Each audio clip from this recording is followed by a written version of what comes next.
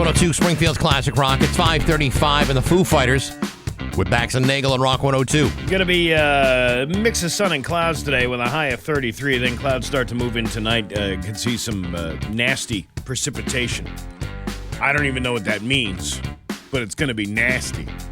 I think that means when you sweat a lot. I think it's the Janet Jackson forecast, the Nasty Boys. Yes. Yeah. Okay. Wait a minute. Precipitation or preparation? Preparation. Or perspiration? Perspiration. Weather is 99% inspiration and 1% precipitation. Now, what's this preparation H supposed to do? It's supposed to ease the forecast that's coming through. I mean, the weather cloud is shaped like a weather penis, so you don't want to get that rammed with that. I'm going to have to make some quick phone calls to Dan Brown to get a little tune-up on weather, because I don't know what the hell's going on in the world. The Dan Brown eye? That's right. That is right. Oh, man, what a show in store for you today. I hardly know where to begin promoting any of it, so we'll ease you into all of it. Hey, we'll talk about my new glasses, and we might even do a TikTok video so people can see what it looks like. Wow, How about that? That'll get them going. Hey, it's exciting. It's exciting stuff. This is the best day of the week so far. Well, just based on your vision. I was thinking Monday was the best day. Today's like the midday. The mid, you know what I mean. I feel it. It's 5:37 with Bax and Nagle on Rock 102. Hey, it's Pat Kelly, and I want you to win. Rock 102, Springfield's Classic Rock. It's 5:51 at Manfred Mann with Bax and Nagle on Rock 102. It is going to be, mix of sun and clouds today with a high of 33. Tonight, there's going to be some perspiration, sweating of the clouds. Right. That might freeze because the temperature is so cold. So you're going to be careful tomorrow for your morning commute. It's 25 right now in downtown Springfield. Hollywood Trash is brought to you by the Western Mass Masons. Call them for all your foundation and chimney needs.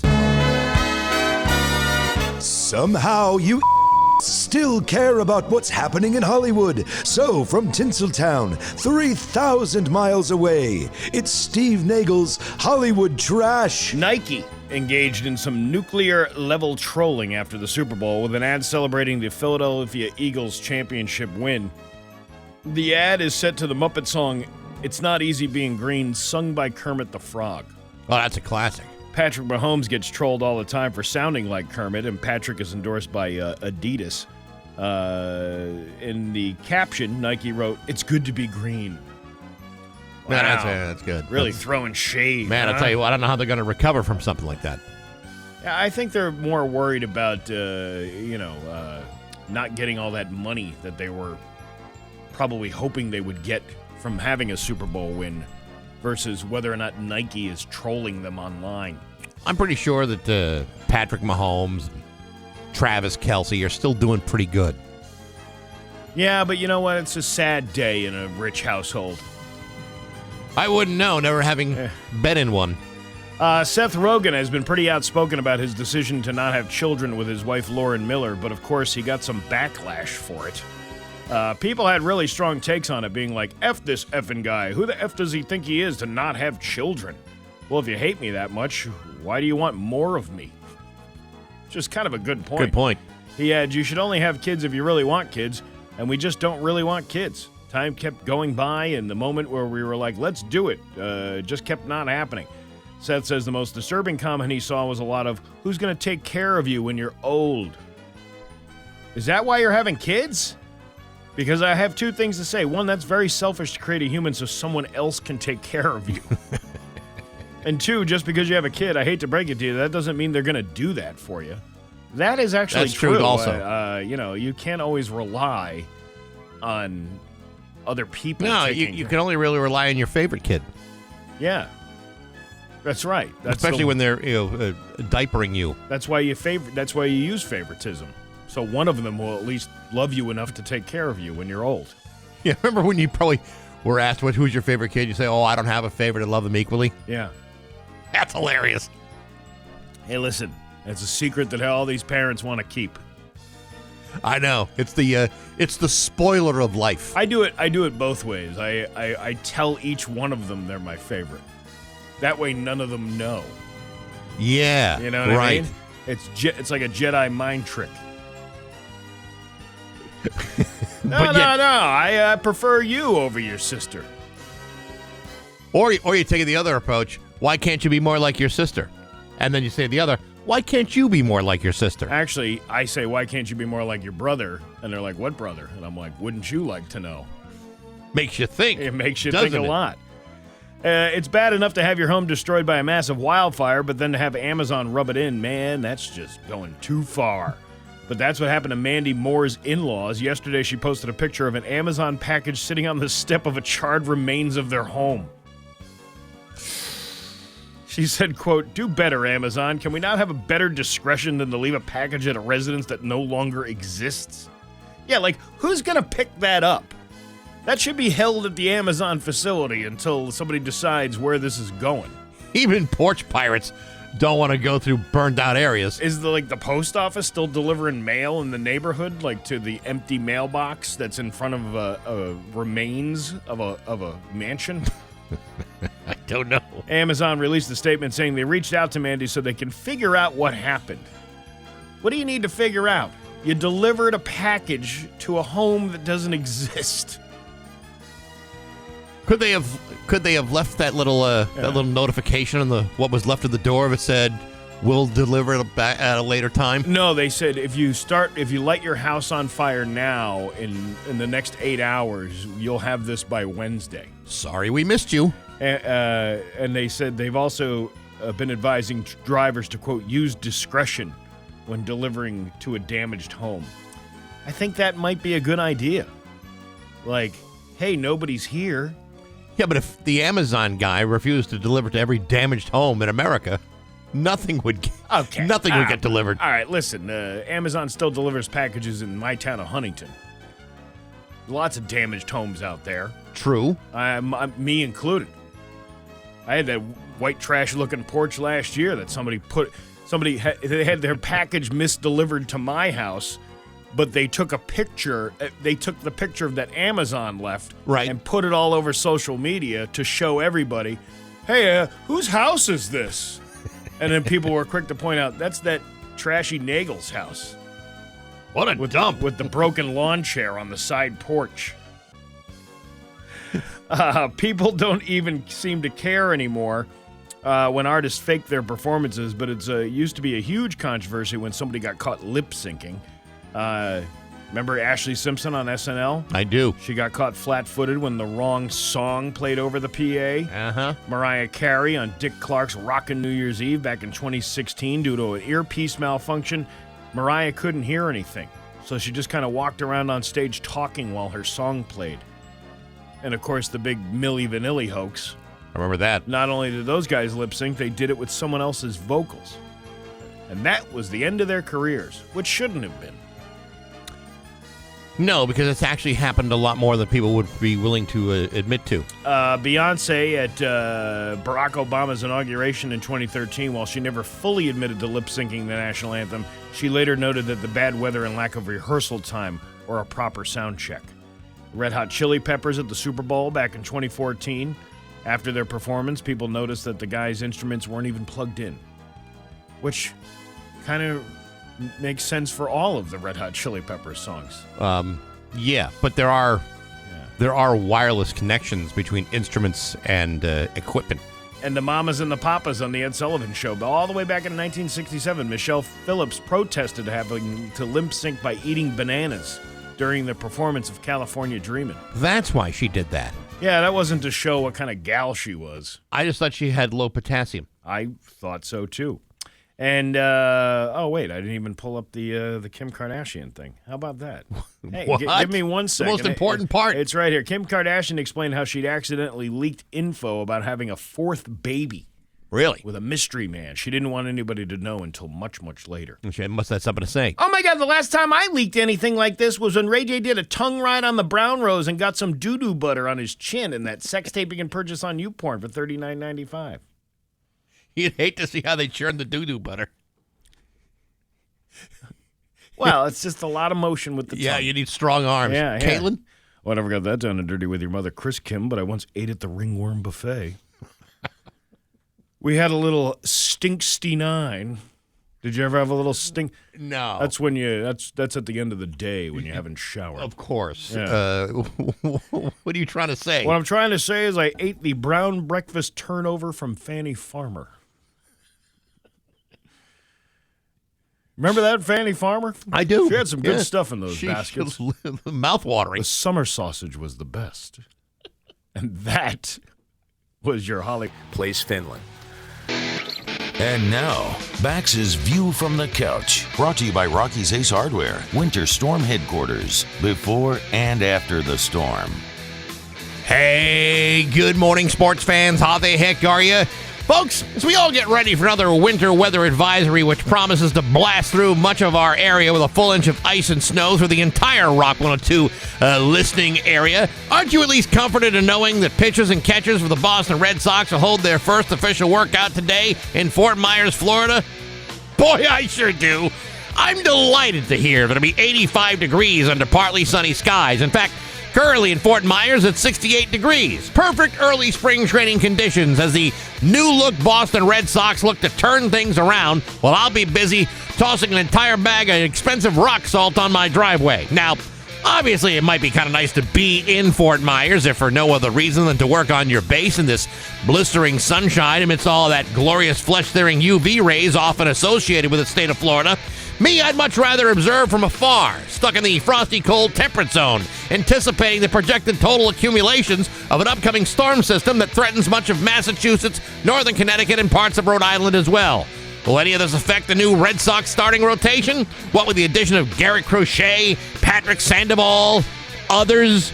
Hard to say. I was once excited the Red Sox got Dice K and Carl Crawford many years ago, and that didn't work out for anybody. So, I have chosen to go into this preseason with optimistic skepticism.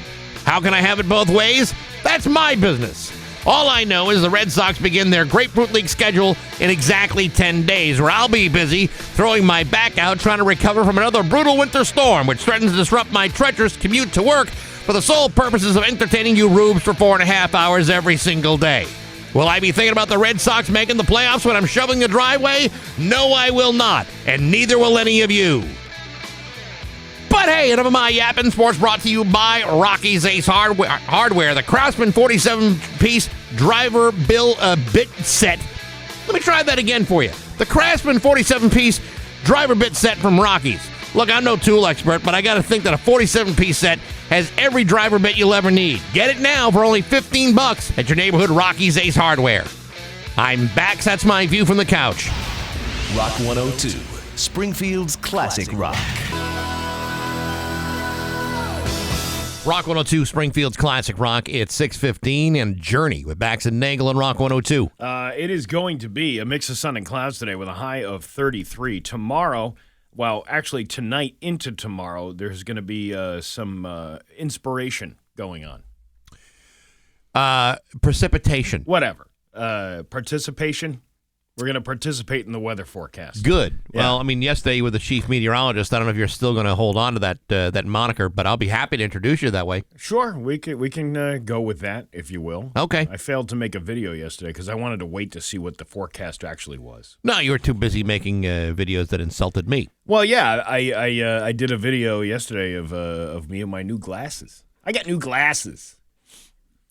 They're handsome-looking glasses. I'm a four-eyed freak now. Nah, Steve, you were always a freak.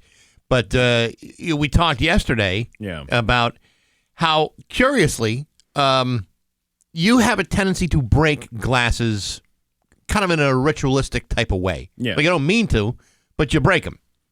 I've never really broken glasses. I mean, there have been times when they got cracked, but a little super glue or some Scratch? tape. Never scratches, ever? Occasionally. I always took halfway decent care of my glasses, but do you have a tendency to break them? I do, because I get lazy. And what happens is, like, I'll start falling asleep on the couch watching TV or something, and it'll be a little uncomfortable to have my glasses on, so I'll take the glasses off and I'll put them. This is how it happened last time. And I had they had fallen down between. It's a recliner, and as I got up from the recliner, that then smashed the glasses together, making them inoperable for me to wear. So I I just have to be more mindful of my surroundings, more Right. aware. And I think with this focus now, with this new focus I have, I can see my ways. I mentioned this yesterday, and you know, you're almost at the age where these things are possibly necessary. Have you thought about wearing the chain that connects to the arms of the glasses you wear around your neck all day? I don't know if I'm ready for that age threshold. I mean, I already got the sneakers the soles that are getting a little bit thicker each time I buy a pair of sneakers. They're getting a little. You know, I'm one step away from the Velcro. Do you wear the black socks with those sneakers? Of course I do. All right, so then you're at that age now where the chain and the glasses is not that far away. Yeah, but black socks have become kind of. I mean, everybody's wearing black socks now. The white sock thing has gone by the way of the dinosaur. Yes, but like the old black socks and sandals, was the look of our dad. You ever see guys mowing the lawn like that? They mow the lawn in their business shoes and their socks. Yeah, I mean, I never really understood why you would mow the lawn in loafers. And your plug-in lawnmower. You see them every once in a while. Those guys who are not yard handy. You know, I saw something the other day on Sunday, which I thought was like, never in my wildest imagination would I ever do this. There was a guy in, I'll just pick a town. Let's just say he was in Wilbraham. Yeah. He was snow blowing the sidewalk. Okay, wearing a pretty good sized heavy winter coat. Yeah. And shorts. Okay. For the life of me, I can't understand the whole idea of a grown man wearing shorts in the wintertime outdoors. It's just not my. I bundle up, man. I like to stay nice and toasty. And the idea of walking around in basketball shorts while I snow blow is not something that I would choose to do. It was fairly warm the other day. I mean, considering the temperatures that we've had. Yeah. 30 was considered, like Florida weather. This is like 8:30, but this is like 8:30 in the morning. It hadn't really warmed up yet. Oh, and he was out there in shorts? Out there in shorts. You remember, there was a kid I went to high school with that would wear shorts and a short sleeve shirt no matter what the temperature was. It could be 30 below zero up in Syracuse. And, he would wear shorts and a T-shirt every day. Yeah. And I don't know. I should check his Facebook page to see if he still does that.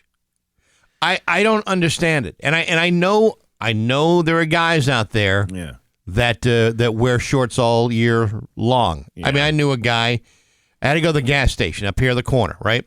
And it's freezing cold. I mean, it's single digits. It's wicked cold. And this guy, and I've known him for a number of years, steps out of his car, and he's wearing a swimsuit, like trunks. Yeah, but is he in his car all day that it's so hot? You got the heat on all the time. That is he going to the pool? You ever take like a road trip and you got a coat on? Yeah, you take the coat off. Yeah, but if you're in the car for a few hours at a time. But if I'm in a situation, Steve, where it's like 2 degrees and there's like a wind chill of -10, I'm wearing pants, and I'm wearing pants maybe with some long underpants underneath those pants to make sure that my pants are keeping me toasty warm. Well, that's you, though. I know. And to me, that's a perfectly reasonable approach. But seeing some guys that insist upon wearing shorts, exposing their flesh to all kinds of terrible things, like, I don't know, you ever seen what gangrenous flesh looks like? It's gross. Maybe you need to air the boys out. Maybe the boys get so much sweat on them that you just need, that little cool breeze you need every once in a while. Yeah, no, you got to air them out, but that's something you do in the privacy of your own home. Yeah, but what if you're not home? So you're making assumptions about people that maybe this guy is working all day. Maybe I'm getting judgmental in my old age. I've never been particularly judgmental before, but to me, I look at that, I'm going, what is wrong with you?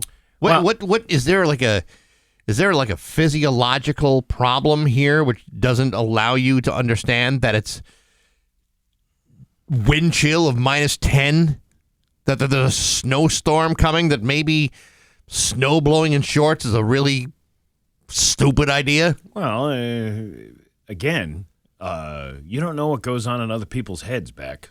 Clearly. Yeah. Clearly I don't. But I have not reached the point where I'm ready to put chains on my eyeglasses. I don't think you're that far away. I'm actually glad I didn't get I have the progressives, so I can read and I can see far away. Right. But I'm glad I didn't have to get the readers. Because I told you, my brother, I went and visited my brother over the summer, and he pulls out the readers to see what the check, and does this whole like old man thing. Yeah. Well, I mean, those really are high-tech readers. I mean, that's why right, you but they get don't the look. progressives. But there's something about the look of the separation of the two, as opposed to just eyeglasses and then reading glasses, that you need to see both. He's got the dollar store readers that he buys. Right. Yeah, I'm not doing that yet. You'd much rather spend significantly more on a pair of glasses where you can see near and far away. Yeah, I would, because I don't want to look that old. I already look old. I don't want to look that old. Steve, you're but a mere pup. You're not that far from the chain and the glasses, the Velcro shoes.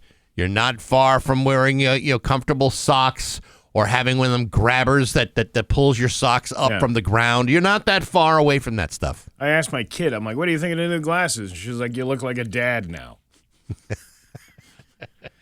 Now start acting like one, and then we'll have a conversation here. It's 624 on Rock 102. Why choose a sleep Angle on Rock 102. Dan Brown will have the full forecast for you. Hey, this week on Baxy's Musical Podcast, my guest is Hugo Burnham from the band Gang of Four.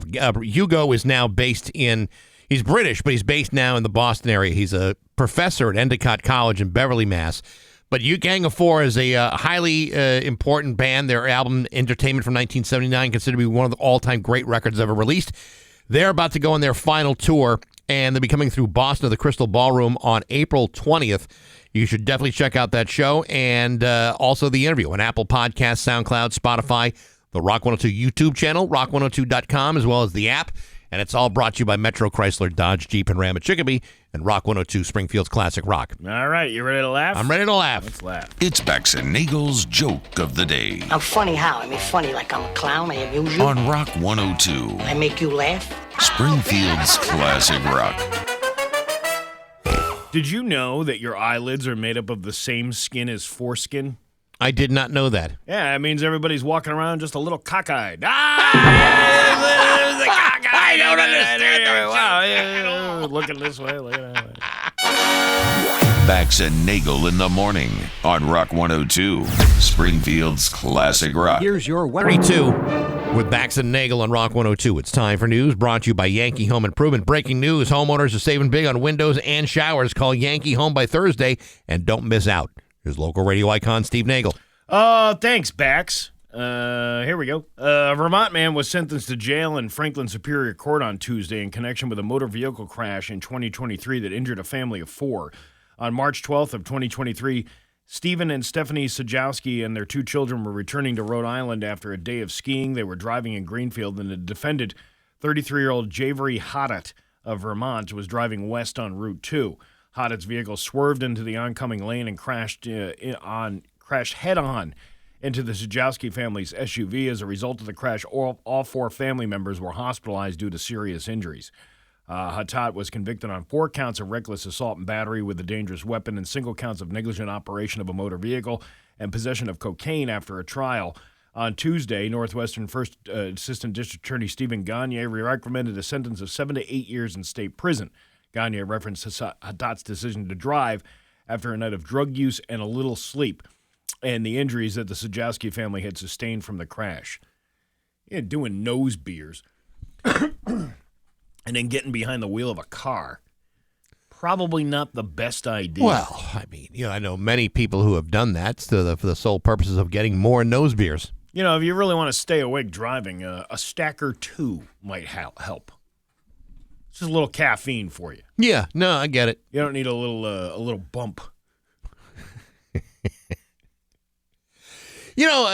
I've noticed, and I've noticed it for a while now, but like lately, I've been smelling a lot of the devil's lettuce on the highways and byways of this great state. Like it's like there's like I know you're not supposed to do that, but I think many people have ignored that recommendation. You know what though? As much as people will notice that and then complain about it, going, "Wow, I can't believe how many people are driving around high." Think about how many people are driving around drunk all day during the day. Yeah. How many times have you seen somebody sitting in a parking lot having a few nips before they get on the road? I mean, a lot more than people would even give it credit for. It's because you can't smell it that you just assume that everybody's sober on the road. Hey, you're talking like noontime. You ever see somebody driving down the road swerving a little bit? Oh, yeah. I've seen it even earlier than that. Yeah. Where you wonder, well, this is the beginning of the drink off, or is this the end of the drink off? Is this where the day winds down? You never know. I remember years ago driving up Sumner Avenue, coming to work here at 4:50 in the morning. Right. And there's some dude who's like just driving like all over the road. Now the problem is, I mean, you could call the cops, but by the time they track the guy, Yeah, he's gone by the time the cops get around. Gone by the time you get there. And yeah, I guess there is always a possibility that somebody's having a medical emergency. But there was something about this vehicle that didn't seem. It was one of those old. What was the car that looked like a pickup truck, but it was a car? It was a Chevy. Oh, the Eldorado. Eldorado, yeah, sure. It was an Eldorado, and he's driving all over the damn road. I'm like. That's a guy who's probably drunk. I don't know, dude. You got sweet wheels like this. I'd do everything I can to make sure that thing is safe. Train derailment. There was a train derailment up in Wendell. A Berkshire and Eastern Railroad train derailed 14 cars on Farley Road in Wendell late Tuesday afternoon, prompting a road closure as crews worked to clear the area. According to the Genesee and Wyoming Railroad services, the derailment occurred shortly before 4 p.m., but no injuries were reported. The train was carrying a mixed consist. A what? What is that? It says the train was carrying a mixed consist of commodities. That's got to be a typo. I have no idea what the hell that means. And officials confirmed that no hazardous materials were involved. Emergency responders remained on site working with the railroad company to assess the situation and begin cleanup efforts. Tom Ciuba, a spokesperson for the railroad, told 22 News that an investigation of the cause of the derailment is underway. We ask area residents to avoid the area if possible as we assess. I know. We're talking about their mixed commodities. Yes. Full impact and devise a plan for cleanup. Please follow any directives from local authorities. Officials confirm that contractors are working to clear the road overnight, and if all goes well, Farley Road could be open this morning. Residents and commuters are advised to seek alternative routes and monitor updates from local authorities as cleanup efforts continue. That must shut down the entire town of Wendell. No, it also shuts down the whole main line of the railroad. That's going to cause some problems for any Amtrak riders. I suppose. I guess. Walgreens has announced a store closure in East Hampton. The store at 32 Union Street will close on March 25th. It's part of the company's business plan to close 1,200 stores nationwide over the next 3 years. Our retail pharmacy business is our central is central to our go-forward business strategy. However, increased regulatory and reimbursement pressures are weighing on our ability to cover the costs associated with rent, staffing, and supply needs. The rent is just too damn high. Don't they own those buildings? I have no idea. I really don't know. Now, you'll have to excuse me if I don't know the answer to this. Yeah. There are other pharmacies in East Hampton, correct? Yes, and there's also a Walgreens 5 minutes away on the same road in Southampton. Gotcha. Patients at both these Walgreens locations can sign up for free delivery for 90 days by speaking to their pharmacist. Hey, where can I go? You ever try waiting around for your pharmacist to pull himself away from counting pills with a butter knife? Hard to do. That's very hard to do. You know, this whole, do-it-yourself checkout thing, it seemingly takes more time to do that because you still have to have somebody there when something doesn't ring up properly. It just seems like a giant waste of time. I don't know if this is because I'm getting older in my old age or what it is. I'd almost rather stand in a line than have to check out my own stuff at a store. Yeah. I find that to be incredibly stressful. And like, especially if I got to weigh and look up, numbers for my produce. Yeah. I don't want to do that. I'd rather have a qualified, trained professional do that at my local grocer. And how much are these bag it yourself? Why is it the whole idea of we don't even give you plastic bags anymore, but if you want one, a paper bag, it's 10 cents. I don't know. That's just seemingly a way, I think, for them to make a little extra jing on the side. I mean, this is already a cost-cutting measure, right? Yeah. Self-checkout. You don't have to pay some kid to scan your food. No, you pay one kid to watch 18 people try to check out their groceries and then delaying all the time for the other people coming through the line because you got to go help each customer come through. And that kind of time saving is definitely worth a good 10-cent bag. Well, hey, new ways to make money for business, right? A viral social media post about an alleged Westfield home break-in led Western Mass News to the city's police department to get answers on what happened. What happened? The victims were a mother and son who were inside the home. It all started around 8:30 p.m. on Monday. The Facebook post described how the family was prepared for bed when they realized someone had entered their White Street home. They noticed that things had seemingly been moved around the house. Police got involved and are now investigating the situation. Captain Eric Hall said at this point it's an ongoing investigation, so there's not much that I can share about specifics. However, if there's anyone in the area with information, camera footage from that time period that night around 8:30, you can contact the Westfield Police and share that with us. Western Mass News did reach out to the alleged victim to see if they would be willing to talk with them, with Western Mass News, and they preferred to stay out of the story, citing safety concerns. They also asked Hall what one should do if faced with a similar situation. And he said it's good to lock your doors when you're at home. If you're in this situation and you're in a house or you need to call 911 for some reason but you can't talk, there are silent 911 phone calls. A dispatcher will ask you, do you need fire? If you need fire, press 1. But then he doesn't say what the other numbers are for the other stuff. Are you bleeding to death? Press 2.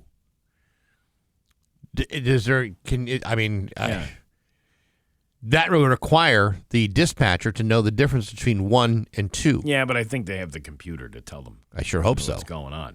Once you select the first responder you want to speak with, they'll ask you yes and no questions. If you can dial on your keypad, they'll ask you to input your answer. It's probably not a bad idea at all. To know touch tones? There are times when you call 911, but you can't speak because you're caught up in a dangerous situation. You remember when we used to do? You ever do when the touch tone phones came out? You tried to make musical numbers. With the dial tones. That was fun. Oh man, that was a blast. But then all of a sudden on your bill, you're getting calls from calling Afghanistan and France because you want to be musical on the phone. Well, you could just call your friend and do it. Yeah, but you're still dialing a number. Yeah, it's true. Remember they used to charge you for the next town over? Yes. If you weren't within the exchange. Remember once upon a time there was something called long-distance calling? Yeah. Where you actually had to pay to talk to places that were very close. You used to have to rent the phone from the phone company. Yeah, I know.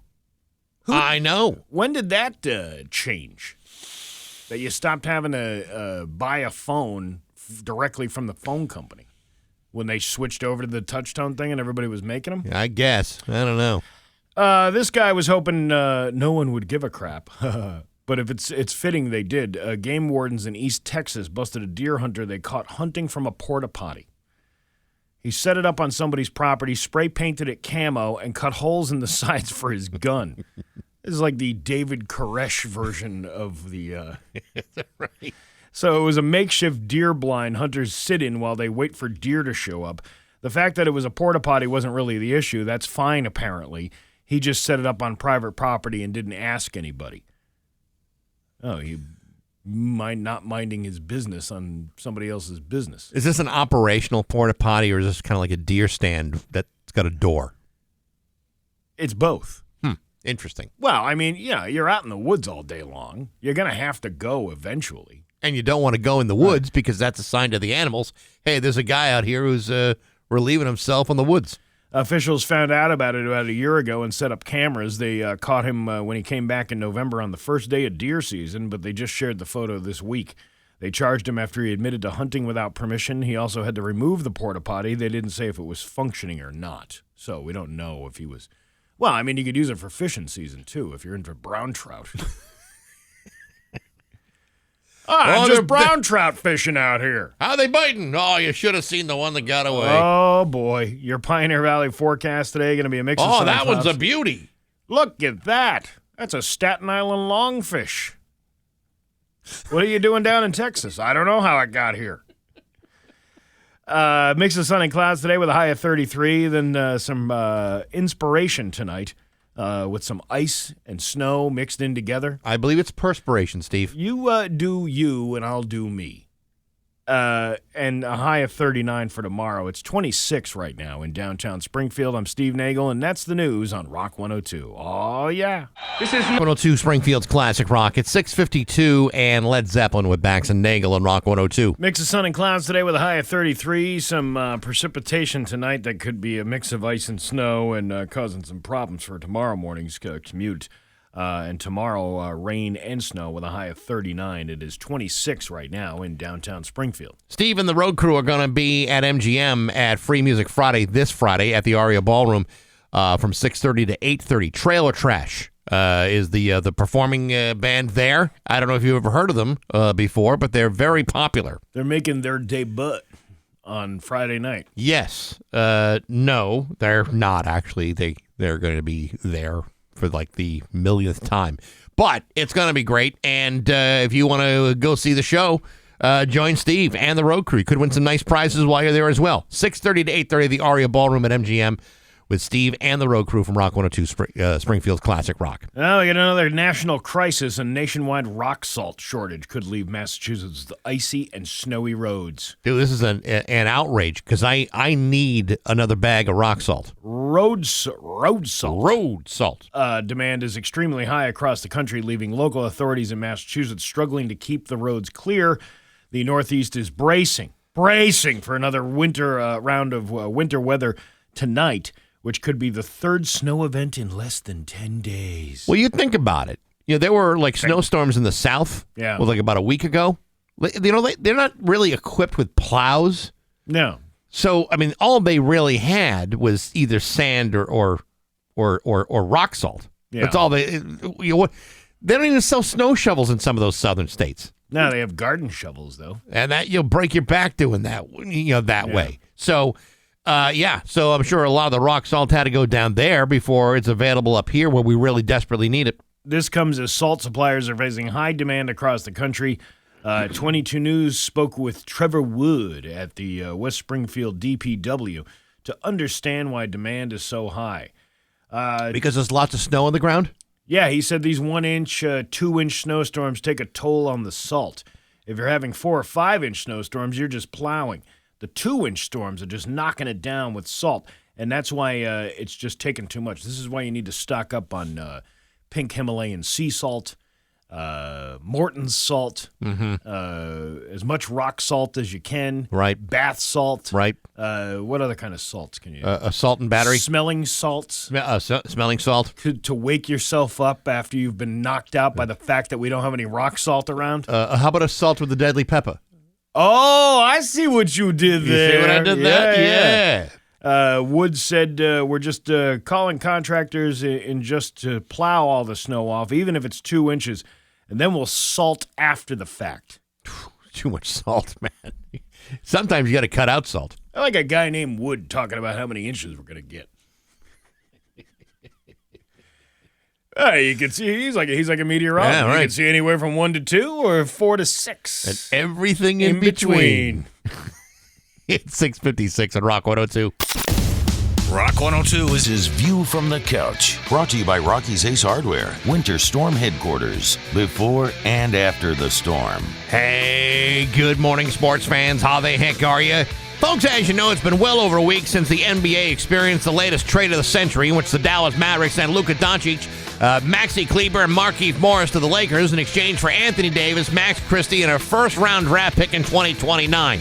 Also the same trade in which the Utah Jazz got Jalen Hook-Schifino from the Lakers, a second-round pick from the Clippers, and a second-round pick from Dallas. It was considered to be one of the biggest trades of all time. So, how's it working out for everybody? Well, if you're a fan of the Lakers, things are working out pretty good. Luka made his debut with the Lakers on Monday, scored 14 points, 5 rebounds, 4 assists in just 14 minutes of work against the Utah Jazz with the final score. Lakers win 132-113. Not a bad night for a guy who's barely played since Christmas. So how are things for the team that let that guy go? Well, not good. Earlier this week, newly obtained Anthony Davis, now of the Dallas Mavericks, suffered a painful adductor injury to his abdomen that could result in him missing not just a game or two, but him likely to miss more than a month. On top of that, all the other injuries he's been fighting through this season to his knees and especially his feet. Meanwhile, last night, Dallas center Daniel Gafford injured his knee and will be reevaluated in 2 weeks. Add this to the front court injuries to Derek Lively, who has a stress fracture in his foot, and the hip injury to center Dwight Powell, plus their loss Monday night to the Sacramento Kings. And I would say, no, things are not going very well at all. In fact, I can make the case that since this trade sent Luka to the Lakers, it's been an unqualified disaster for the Mavericks. Granted, it's only been a couple of days, but so far, those couple days have been awful. Because you see, you just traded away a Cadillac for a beaten-down Chrysler K car. And in nearly every circle of life, that's never going to be an even trade, even if the Cadillac isn't in great shape either. In other words, this trade turned out to be a dumpster fire for the people that seem to want it the very most. And no, I'm not talking about the Lakers. But hey, enough of my yapping. Sports brought to you by Rocky's Ace Hardware. What is the most disgusting thing you've ever had to clean up in your house? I bet you could have used a Craftsman 12-gallon wet dry vac to help pick all that nasty stuff up. You can get one now for only $80 at your neighborhood Rocky's Ace Hardware. I'm Bax. That's my view from the couch. Rock 102. Rock 102, Springfield's Classic Rock. It's 7-11. And Don Henley with Bax and Nagle on Rock 102. Going to see a mix of sun and clouds today with a high of 33. Then some perspiration tonight. That could be a mix of snow and rain. Precipitation. Whatever. 25 in downtown Springfield. You know what today is? Lincoln's birthday. You know No. how I know that? How do you know Because that? my iPhone told me that. And I'm like, what do you get the guy who can't have anything? Theater tickets. He loves a good He show. loves a good show. He sure does. Hamilton. I got him tickets for Hamilton. He would like that, He too. would. Yeah. You know, it's hard to believe that so much time has passed since this happened, but it was 10 years ago today. Mm-hmm. 10 years ago. Yeah. Where the Steve Nagle Bax from Rock 102 Penis Wars began. Oh, I remember those days. You know, we have talked about this a number of times over the years, and it's encouraging to know that the two of us have matured so greatly. Oh, yeah. Well, in we this don't past decade. We don't do that anymore. No, well, I don't know if it's a cancel culture thing or what have you, but apparently it's no longer, I don't know, acceptable to draw penises in the back of someone's dirty windshield. I've resorted to just drawing penises in the snow now. By myself. I get that. I understand that, but there's no aggression. There's no I'll show you type of element to that. But back then, yeah, you were a real penis de Milo. yes. Yeah, you were like a penis Picasso over there. I appreciated that. Yes. Yeah. For those of you that don't recall this, it was 10 years ago when the back of my windshield was rather dirty, but got dirtier the moment that Steve decided to draw a penis on the back of my windshield. Now, you might say, well, that's stupid. And you know what? You wouldn't be wrong about that. Mm-hmm. But I would not, I refuse to be outdone by having just a penis on my windshield. So I drew a more realistic penis on the back of your windshield. One that had, more of like a 3D, like a spurt to it. It had like a 3D spurt to it. Yes. Yeah. It was also veiny. To which I didn't even know it was on my rear window until I got all the way to Westfield to pick up pellets at the Agway. Now, if you can imagine how many miles it is between Fisher Avenue and East Longmeadow to Route 20 in Westfield with the Agway, is it still there? It's about 15 miles from here. A good 15 miles of people driving behind you and say, wow. Look at the size of that windshield penis. I think that's a penis in the back of the guy's windshield. Hey, that's a pretty good-looking penis. For 15 miles, people were probably saying that to about you.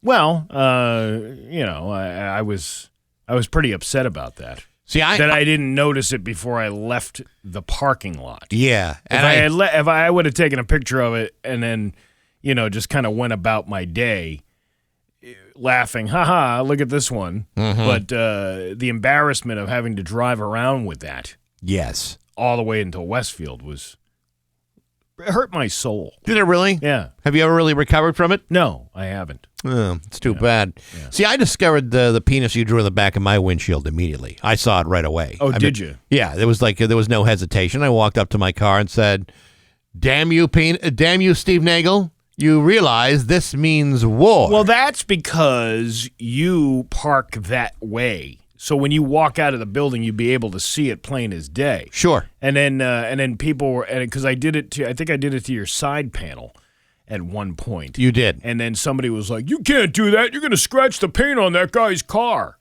I'm like, "It's not my car. Who cares if the paint's scratched?" The point I was going to get at is because I saw it right away. I was able to go to the gas station up at the corner and clear off that windshield so that there was no remnants of your penis on my car. Yeah. So I got rid of it right away. Now that's that's not even a quarter mile. No, yeah, nobody really saw that. No, just me. Just me. Maybe some deer behind the building saw that. Maybe. Or people who were working here, because by that point that I discovered, the lot was pretty full. Is that considered sexual harassment?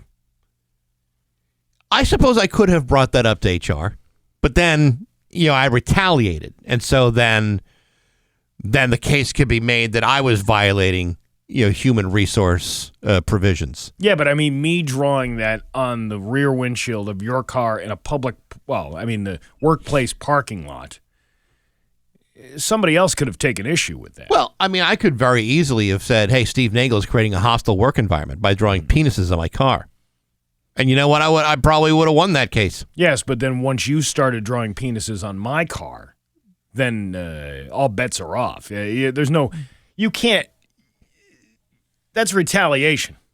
It was retaliation. Yeah. And in today's world, that would have been wrong. And in today's cancel culture, you can't just indiscriminately, draw up, pee-pees or wee-wees in someone's car and expect no ramifications. You know what? Thank God that Facebook has these memories for us to look back on and share with each other. Yeah, because I posted the picture on my Facebook page, as well as I tagged you, so now it's on yours.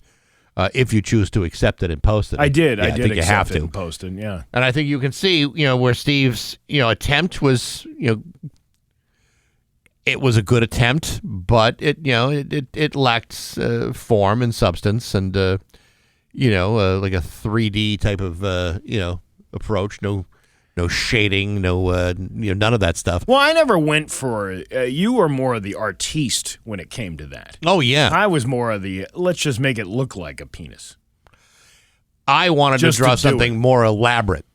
I would have wanted like a picture that who's that big giant fella that sits on the bed with his business hanging out? What the hell's that guy's name? Oh, Barry Wood, I believe. Barry Wood. Yeah. If I could have drawn Barry Wood, at Barry Wood. If that picture had been around 10 years ago, I would have tried to recreate that in the back of your windshield. But as it turns out, I probably wouldn't have had the time to make it realistic enough where it could have been easily identifiable. And too many other fellow employees around here would have noticed me working overtime on your window. Yeah, you don't want to get that kind of reputation. No, I when don't. you're working I that don't. kind of But I overtime. think this would have been a potential violation of our employee handbook. You know what? You brought up a good point. That guy Barry Wood. Yeah. He's dead, Is he really? but his image lives on in memes across the internets. There was the most recent one, because all this drone footage. Right. And then they're like, I zoom in on the drone, and you zoom in on the drone, and there's Barry Wood sitting there in on one of the drone helicopters. I kind of miss the Barry Wood memes. Those were going around for a while. They were hilarious. Well, I'm sure they'll be back. I'm sure, sometimes memes go away for a little while, and then they'll come back. Like Kermit the Frog drinking tea. That comes back every now and then. Well, they still do that one. Yeah. I still see that one. There's a lot less memes now. More people are doing videos than they are doing memes. There's Sharing. still plenty of meme culture out there, though. But I think that's also an age thing. You can tell the person's age. The person who keeps sharing memes is probably over the age of 40. And the people that are sharing video memes are under the age of 40. That's probably true. Yeah. Because my kids, for a while, in their youth, were sharing the memes. They're not doing that nearly like they used to. I got a friend of mine, one of the mugs with Barry Wood on it. It's one of those things where you can see his face, and then when you pour the hot liquid into the mug, then the entire body shows, and you can see his giant member that he's got hanging out there. It's an impressive picture. It is an impressive picture. I thought that was a good one. Why can't we all go back to those days? I don't know, Steve. And I also don't know why we don't go back to put more penis wars into place. Because, I don't know. I don't want to be driving around with a big penis on my car. There's already one inside your car. I knew you were Zing going pow! there with that! Zing pow! Zing pow! Listen, the minivan is already embarrassing enough. Do I really need to draw more attention to that? Maybe you do. Yeah, Maybe you do. I mean, I already feel self-conscious driving that thing around. You shouldn't. Why? The panty dropper? I think that thing's got. Listen, there like ain't no ladies lining up for the all-wheel drive Sienna, regardless if it has a DVD player inside. I think if people know that it's you in the car, that's totally different. Listen, it's one of those vehicles that is very. It's like remember the old adage about the moped. That gal's like a moped. Yes. She's fun to ride, but you wouldn't want to have your friends see you driving all over town with her. You know what I mean? It's the same thing with a minivan. Yeah. If the minivan is rocking, it's because Dad's trying to pick up all the goldfish crackers off the floor. Exactly. There's. Well, I'm saving those for the apocalypse. When people say stock up on food, I don't need to do that. I already have a plethora of goldfish crackers that are under the seat. Like a full skid of goldfish crackers on the floor and in between the cushions. But I'm trying to make the minivan sexy again, is what I'm trying to do. Yeah, you got your work cut out for you. I don't know, man. I think listen, before that becomes the next level 3 van. Because I told you, it started with the white van. Right. Was the level 3 van. Sure. Like, don't accept candy from a guy, in the white van. Now it's moved on to those, the 80s vans with the curtains in the windows. You know what I'm talking about? Yes. There's a couple of those in my town that I see driving around, and I'm like, that's the guy you want to stay away from. But a minivan. Yeah, I mean, I know. These things are slick. That's a sharp-looking minivan. It's got a lot of utility to it. Now, you think I can bring the sexy back by driving that thing? Steve, stranger things have happened. I mean, it probably isn't going to be helped if I draw a penis in the back windshield. I mean, it's hard when you're at a traffic light and you try to look over at some pretty girl in the next car. You're like Clark Griswold looking at Christy Brinkley. Exactly. Yeah, But you know what? We need to bring back. How can we make that a sexy vehicle again? That's a job that's bigger than me, Steve. I'm not sure I can just go and make that work for you. I said it the other day. You can fit 2 in the front and 5 in the rear. You know what I'm saying?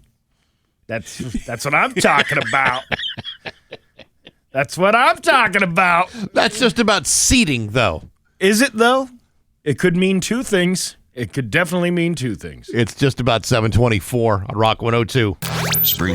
It's 727 with Bax and Nagle on Rock 102. Dan Brown has the full forecast for you. We are live on the TikToks right now. Yeah, if you're looking to if you're looking to waste some time in your day, going on TikTok on the Nagle 102. Yep. That's the your TikTok handle. You can actually see what it looks like to do a radio show live. See, this is even what- a crummy one like this one. And you can see my new specs I got. Here's the problem with those is it has the glare on it. Oh yeah, You see that? yeah. I don't like that. But I wasn't going to pay an extra $80 for glasses I'm eventually going to break anyway. You know that is one of the big scams of All of it. of glasses. Anytime you need something for yourself. Yeah, Yeah, anytime you need, these are, I would say, medically required that you would need glasses. sure. I mean, it seems like kind of a scam of all the things they upcharge for. And this isn't the eye doctor. The eye doctor is great. I go to Western Mass Eye Care over in Westfield. Sure. It's not the eye doctor's fault. It's the company providing the eye glasses. Mm-hmm. And there's only a finite number of those. Did they try selling you on the transition lenses? No, there's no pressure at this eye. Yes, I've gotten the strong arm sales job before. Would you like the transition lens? No, I do not. Would you like the anti-glare covering? No, I do not. That I told you. This is why I started going to this eye doctor, because my eye doctor, my eye doctor, Yeah. which is like the Jiffy Lube of optometrists. Yeah. Yeah, we'll come in, we'll clean you all up. They were like overcharging for an exam. Then they added all this stuff that I didn't even need. And I wound up having a $300 visit. I didn't even get a pair of eyeglasses from there. I had to go get the prescription and go over to Costco to get the glasses All right. through them. Now, what that run you? Well, that was probably $300 too. See, now but I that's a got good- two pairs. That was a buy one get one free. Yeah, but it wasn't a buy one get one. Like, I needed the progressives, like I have. Right. It was buy one of those, but then it would have cost more. It wasn't really buy one get one. It was buy one and pay less for the lesser pair of glasses. So I only had the ones you could see far away with. Right. What do they Well, call that? but- Nearsighted, farsighted. Nearsighted, farsighted. But honestly though, that's probably the a better deal because some places, you're talking $500, $600, $800 for a pair of glasses. Yeah. And considering how often you break them, do you want to spend that kind of money every 6 months? No, of course you don't. No, but they shouldn't cost that much. The whole thing is a scam. It is. It's total. It's like, especially when you go to those national places, like my lie doctor. Yes, right. I call them lies because they lie to you about how much it's actually going to cost. That's why I go to a local doctor. That's right. That's That's it. why you need to do that. That's why I do it. All right. I get examined locally. All right, very good. It's So you're telling me you can see through your glass hole too? Yes, my glass hole sees all. Ooh, that's a nice glass hole. Oh, you bet. All right.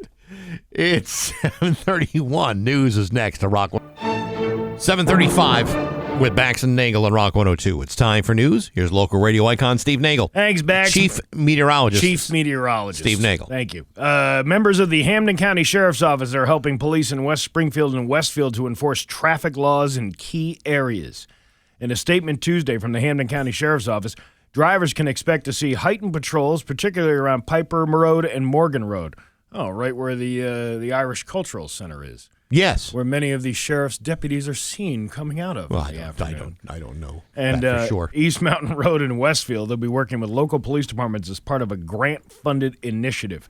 Traffic stops will be conducted when necessary to encourage compliance and provide educational resources in an effort to make roads safer. Just give me the ticket. I don't want to have a lecture on the side of the road from a sheriff's deputy with pamphlets. Handing out educational pamphlets.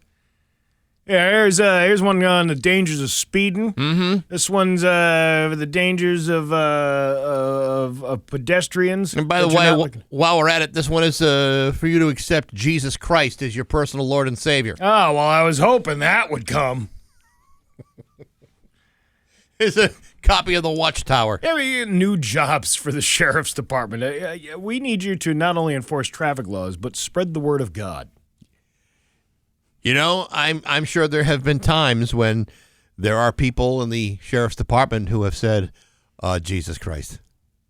I bet you I'm sure they have. I'm almost positive of it. But let's see. This one about the librarians. Massachusetts elected officials cast vote on... Oh, Liberian. I thought it was... Librarians? Librarians. No. Well, what do we know about the Liberians? Not nearly enough, but there are some people got a real hair across their ass about the librarians and the scam that they're running. We never really talk about the Liberians. No, not really. But they've had their time. Here's an outdated joke for you. Yeah. Like a Liberian tanker, this ship has limped into port. Do you remember the whole thing about the Liberian oil tankers? Yes, I do. You see how that's no longer relevant today? I don't think anyone's listening to this show with the idea that any of it's going to be relevant.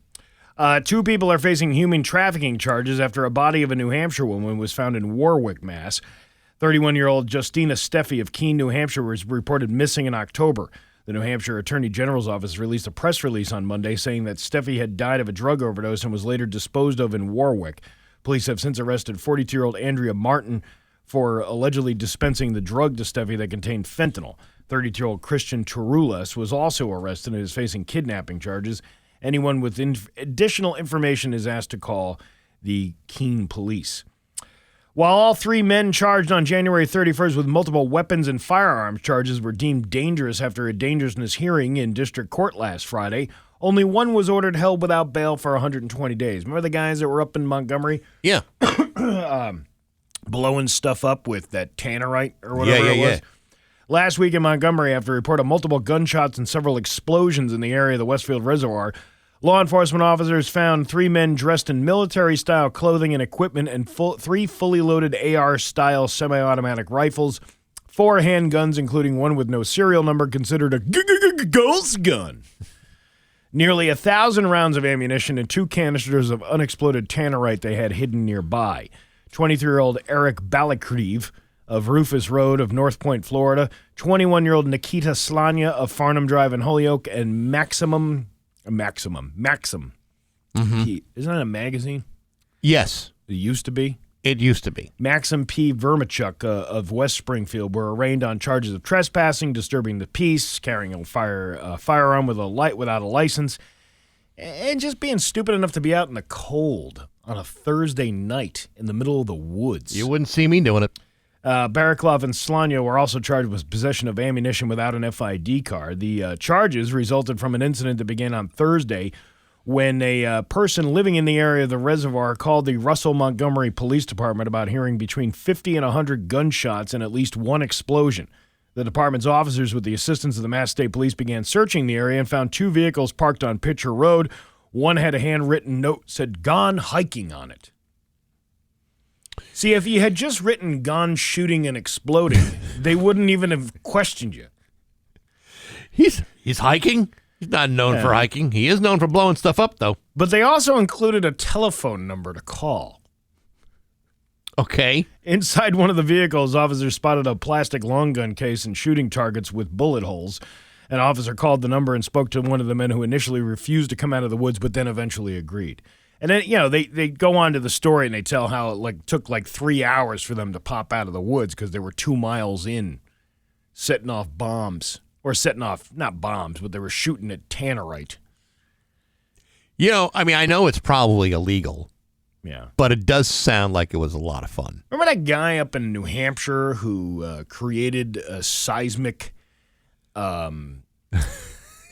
geological, almost earthquake thing on the Richter scale. Yeah, of like, what did he do? I'm trying to remember what he did. They were using tannerite, which is one of these target practice things, but it's explosive. But this guy was using so much of it for a gender reveal party.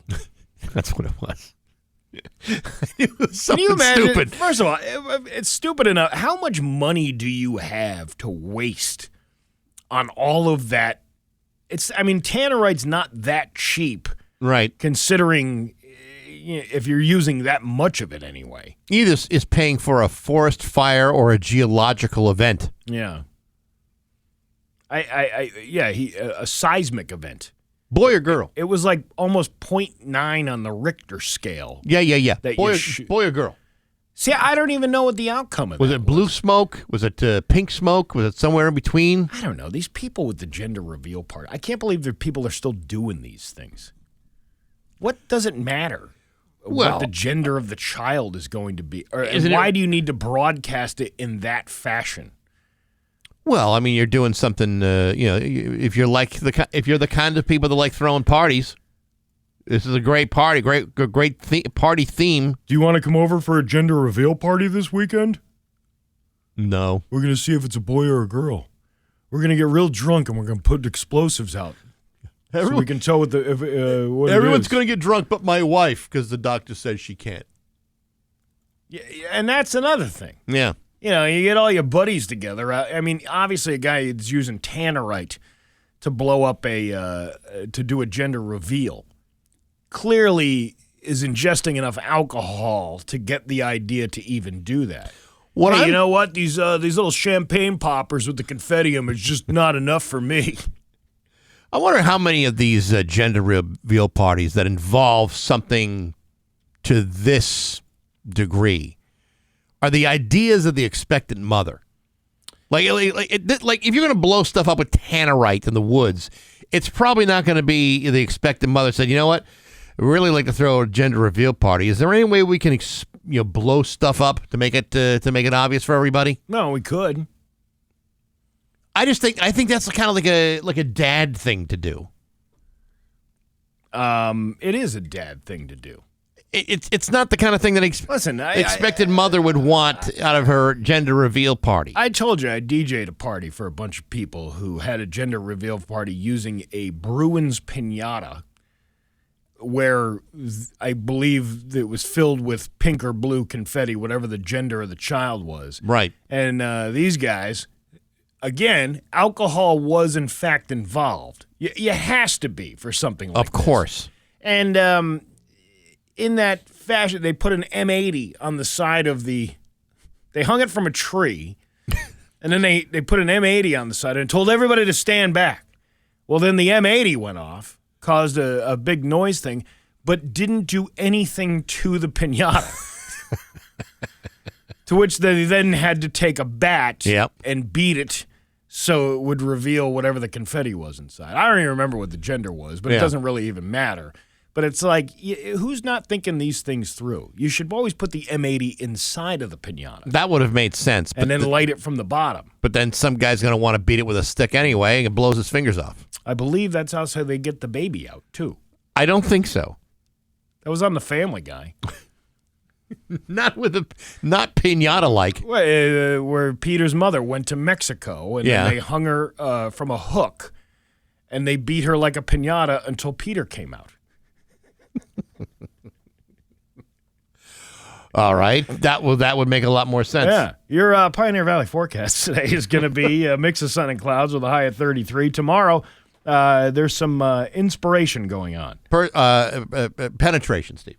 Penetration. No, we'll talk about that in a few minutes because I got a good story about that. And a mix of ice and snow, high of 39 for tomorrow. It's 25 right now in downtown Springfield. I'm Steve Nagle, and that's the news on Rock 102. All right. Ben, this is Dale for Northeast Men's Health.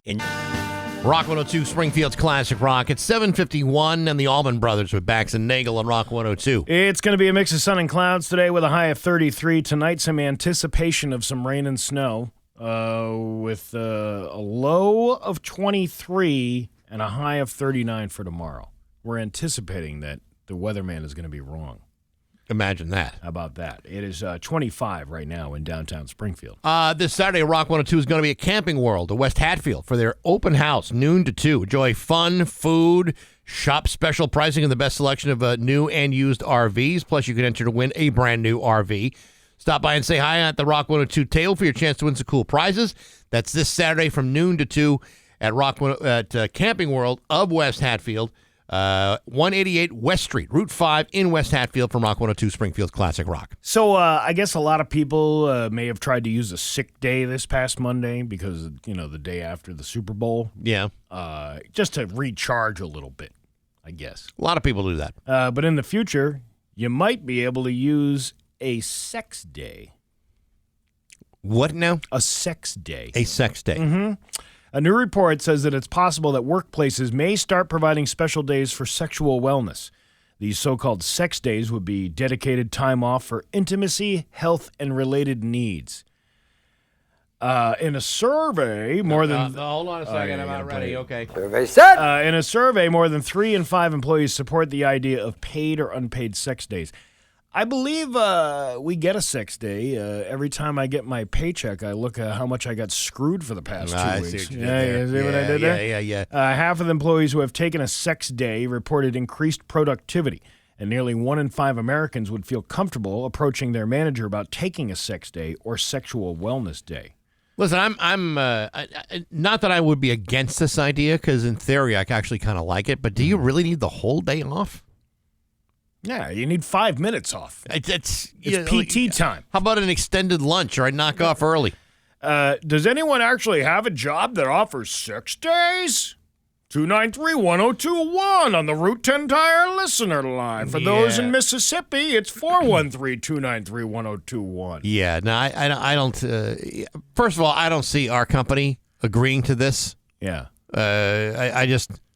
Well, I mean, again, we're getting screwed all the time. Exactly. So it's not like we need an actual time to do that off work hours.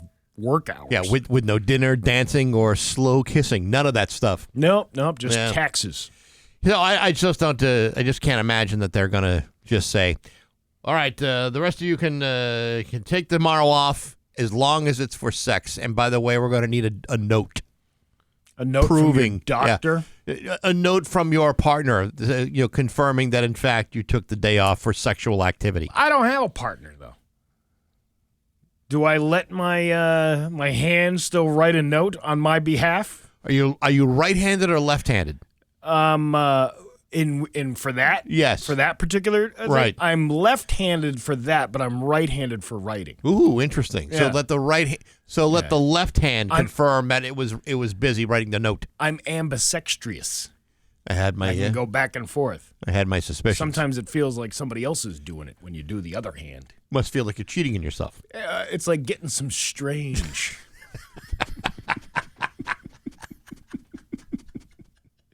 And getting the whole day off because of it. Oh, man, what are you seeing that other hand for? Oh, what are you doing? Suddenly, You cheating on me with your righty? all of a sudden, you've started to date Senior Wench's daughter. Yes. Well, I mean, Side-eyed? She has needs, too. Side-eyed. You wouldn't believe what this dirty boy does in his free time. Can I borrow $20 for a cheeseburger at the Checkers in the mall?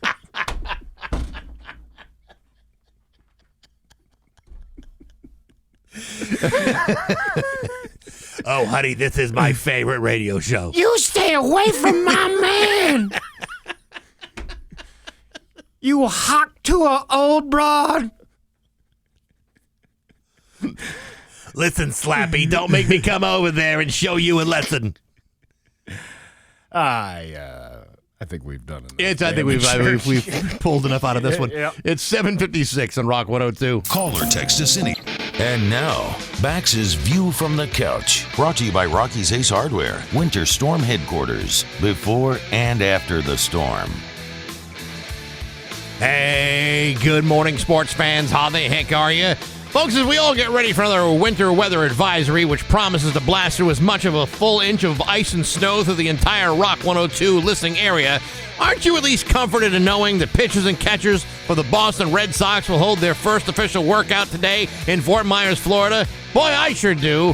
I'm delighted to hear that it'll be 85 degrees under partly sunny skies today. In fact, currently in Fort Myers, it's 68 degrees. Perfect early spring training conditions as the new-look Boston Red Sox rotation looks to turn things around, while I'll be busy tossing an entire bag of very expensive rock salt on my driveway. Now, obviously, it might be kind of nice to be in Fort Myers this week, if for no other reason than to work on your base in the blistering sunshine amidst all the glorious flesh-searing UV rays often associated with the Sunshine State. Me, I'd much rather observe from afar, though, stuck in the frosty cold temperate zone, anticipating the projected total accumulations of an upcoming storm system that threatens much of Massachusetts, northern Connecticut, and parts of Rhode Island as well. How will this affect my the Red Sox starting rotation? What with all the additions of, like, Garrett Crochet, Patrick Sandoval, others? It's hard to say. I was once excited about the Red Sox picking up dice can Carl Crawford many years ago, and that didn't exactly work out for anybody. So I have chosen to go into this preseason with optimistic skepticism. How can I have it both ways? That's my business. All I know is the Sox begin the Grapefruit League schedule in exactly 10 days, whereas I'll be busy throwing my back out trying to recover from another brutal winter storm, which threatens to disrupt my treacherous commute to work for the sole purposes of entertaining you rubes every day for 4.5 hours. Will I be thinking about the Red Sox making the playoffs when I'm shoveling the driveway? No, I will not. And neither will any of you. But hey, enough of my yapping. Sports brought to you by Rocky's Ace Hardware, the Craftsman 47-piece driver bit set from Rocky's. Look, I'm no tool expert, but I gotta think that 47 pieces of every driver bit you'll ever need. Get it now for only $15. $15 at your neighborhood Rocky's Ace Hardware. I'm Bax. That's my view from the couch. Rock 102, Springfield's classic rock. It's 8:11 in Kansas with Bax and Nagle on Rock 102. Mix of sun and clouds today with a high of 33. It is 25 right now in downtown Springfield. Got a couple of stories. Wait, do you got something? No. I got nothing. A couple of odd stories, if you will. First one out of Minnesota. A man has been charged with first-degree arson after allegedly lighting a cabin owned by the Boy Scouts of America on fire in September. According to court documents, on September 13th at approximately 6:52 p.m., deputies from the St. Louis County Sheriff's Office responded to the call at the 5,000 block of Taft Road about a cabin on fire. Upon arrival, deputies say volunteer firefighters were working hard to extinguish the fire and noted to Deputy Twaddle, that they smelled gas in the back northwest corner of the cabin. That means two things. St. Louis County Sheriff's Office Sergeant Labor contacted interim CEO for the Boy Scouts of America, Richard Avery, who said that no one was supposed to be at the cabin that day and that the cabin is locked up and no longer in use. Later, at around 8:52 p.m., investigator Pecule was notified that the department had received a call about a lost hiker.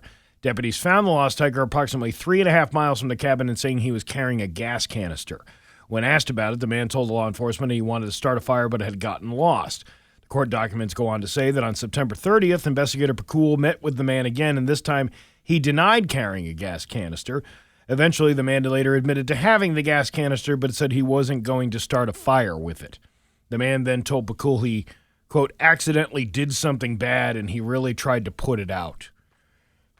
Okay. The man later confessed that he broke through the plexiglass window in the back of the cabin with a little hatchet and dumped gasoline inside the cabin. Then he panicked when the cabin went up in flames and he tried to dump beer on it to put it out. So was this beer he found in the house, or was this beer he was using before the fire? I would imagine it was beer he was using before the fire, because anything that takes you to do that. According to the man, he had 2 gallons of gasoline in his truck, but only poured about a cup's worth of gasoline in the window of the cabin. Court documents say the man could not remember why he did it. Probably from all the beer that he drank. Yeah. And he blacked out at the time of the incident and only remembers bits and pieces. Do we need a lesson from Bob and Doug McKenzie again by drinking the beer and then urinating out the fire? Well, I mean, maybe he didn't have to go at the time, or the fire Maybe he did that, but the fire got out of control. I mean, you really have to have a full tank in order to douse that out of fire. So now the guy's being charged with arson and drunkenness and all this other good stuff.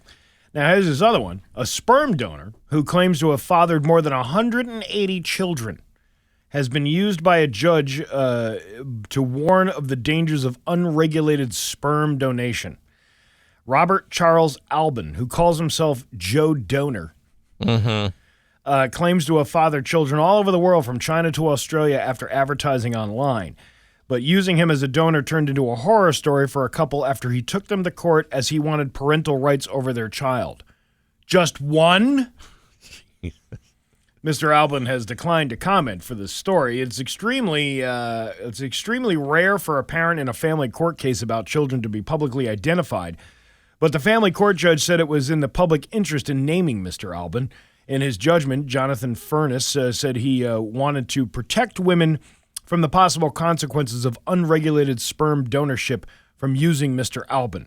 The baby in this case was conceived by syringe injection to a same-sex couple, although Mr.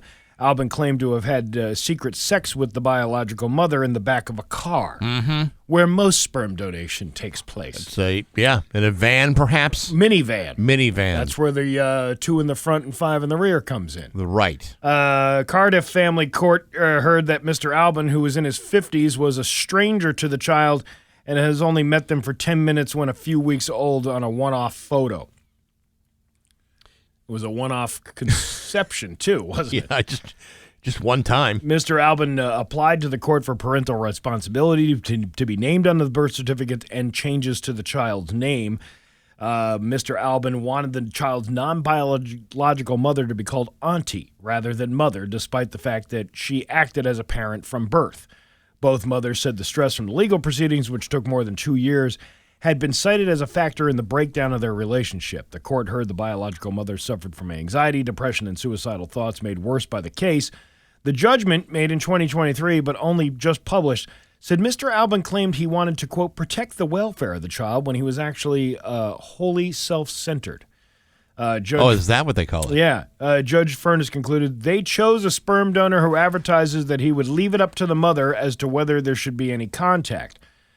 But there was evidence from his own social media material that Albin has indicated to be the position. Which position is that? The donor? Yeah, I guess so.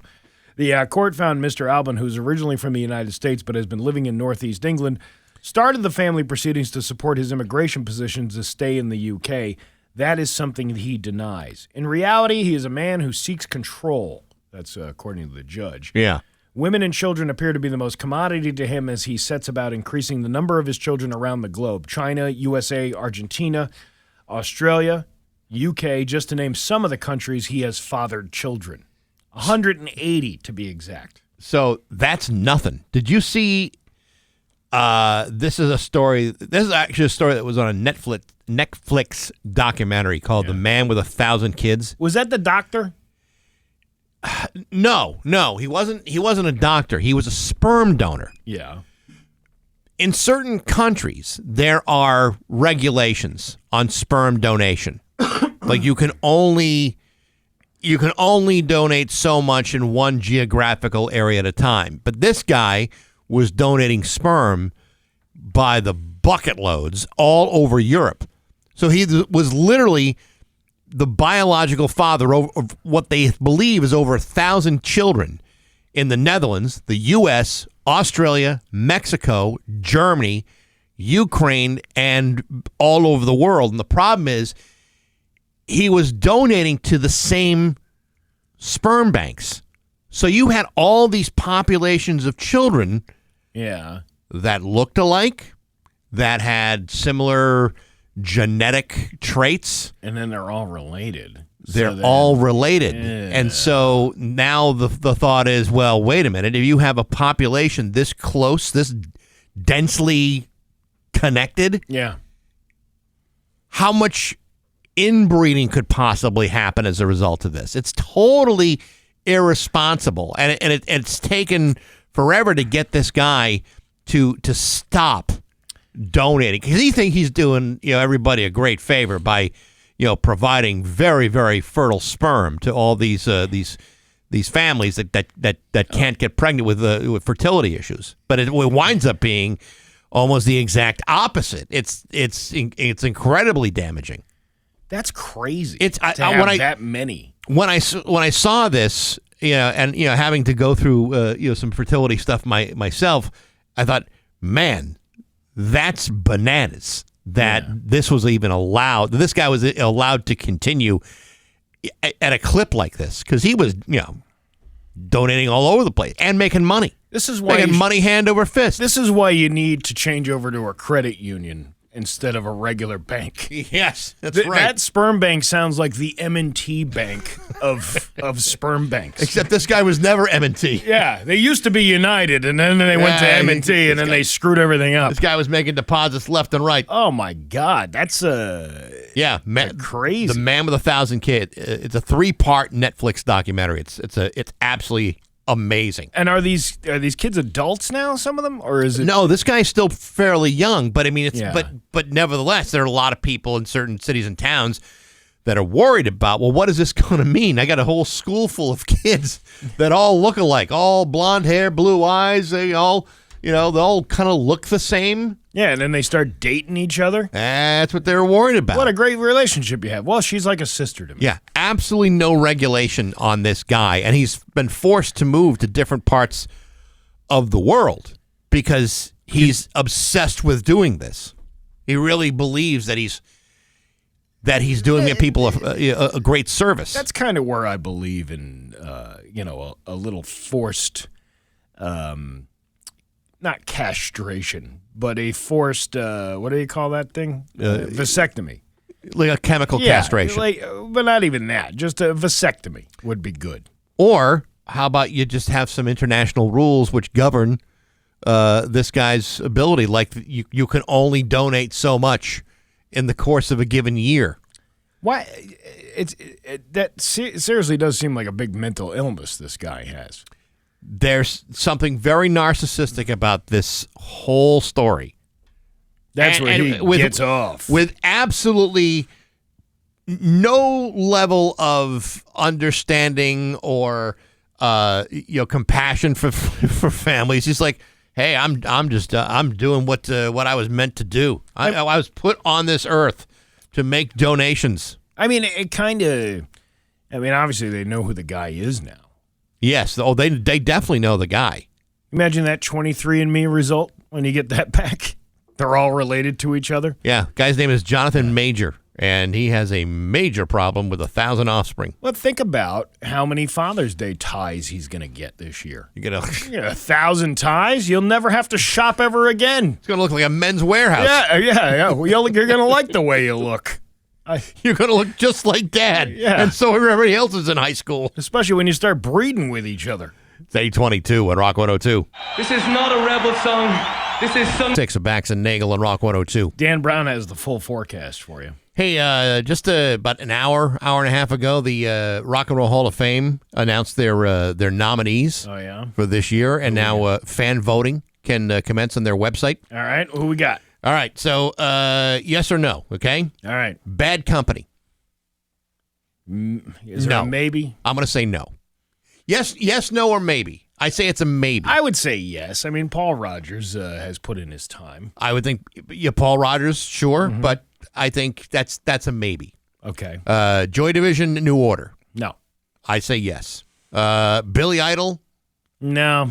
I say a maybe. Not yet. Outcast. Yeah. I can see Outcast being in there. Yes, that's a yes to maybe for me. Okay. Oasis. No, not yet. I'm going to say that's probably a yes. Not yet. Okay. Mariah Carey. No. I'm going to say no, but it's probably going to wind up being a yes. Yeah, probably because they need the viewership for the concert. White Stripes. Yes. Yes. I would say the White Stripes. Definitely the White Stripes. Yeah. A band called Mana. I don't really know them, so I'm going to say no. All right. Fish. No. Soundgarden? No. Yes. Really? I would say Soundgarden, yes. When I was in Syracuse, we used to call their hit A-Hole Son. The Black Crowes. That's a maybe. Yeah, That's a a big maybe for there, me. Yeah. Chubby Checker. Yes. That's a yes. Okay. Absolutely. Joe Cocker. Joe. I'm going to say it's a yes. And actually, I'm a little surprised he's not already in. Are you going to say it's a yes because you believe he should be in the Hall of Fame? Or do you believe... Up Where We Belong wasn't that great of a tune.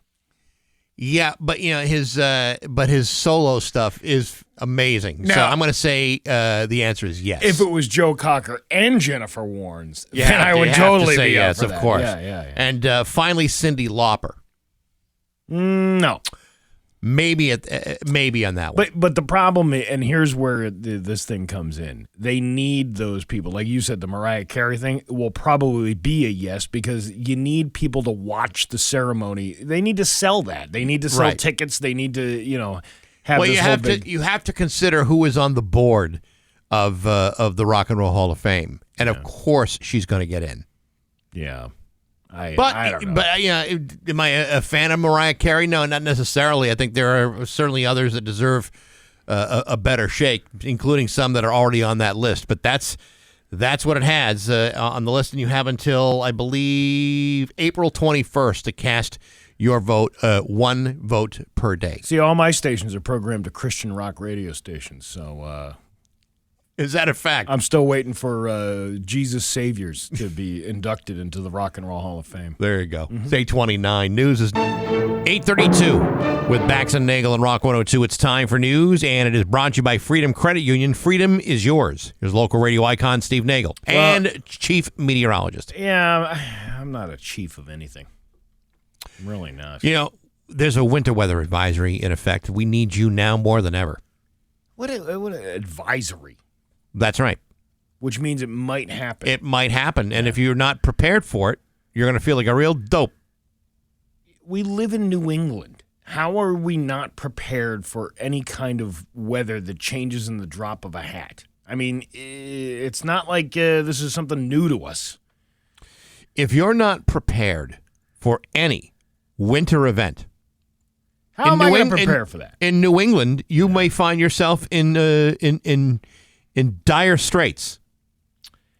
Dire straits? I already find myself in dire straits every morning when we play Money for Nothing. Or Sultans of Swing. Sultans of Swing. Or that other one. That other one that we... What is that other one? Walk of Life, I believe. Oh, we still play that one? I don't even know. I think we do play Walk of Life. Which, it's like, that's the least favorite of the Dire Straits songs. Yeah, no, I would agree with that. I mean, they have again, with the bands, with all these other songs that they have, an expansive library too. Oh, I know. You don't have to listen. You're preaching to the choir, my brother.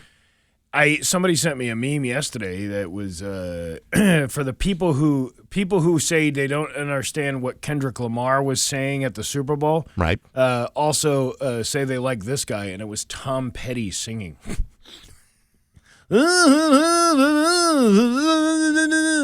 There's a chance they may not have been serious. You think so? Yes. A nationwide rock salt shortage could leave Massachusetts with icy and snowy roads. This is what I'm talking about, Steve. That's why if we're unprepared with the rock salt, it's going to be mayhem. That's why you got to bring that Morton Salt girl with you everywhere you go. She knows how to lay it down. With a little umbrella. I don't know what she does in her spare time. Throwing the salt out of the back of the car. Rock salt demand is extremely high across the country, leaving local authorities in Massachusetts struggling to keep the roads clear. Is it, or is it just an excuse to not clear the roads as well? I think it's an excuse. Yeah, I think so, too. The Northeast is bracing for another round of winter weather on Wednesday, which could be the third snow event in less than 10 days.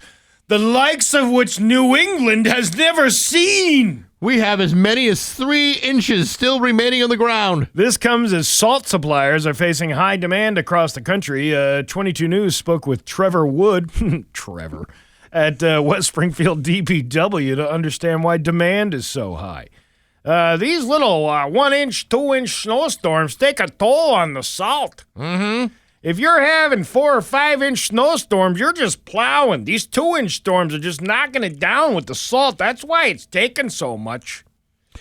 You know, again, I appreciate a guy named Wood talking about inches.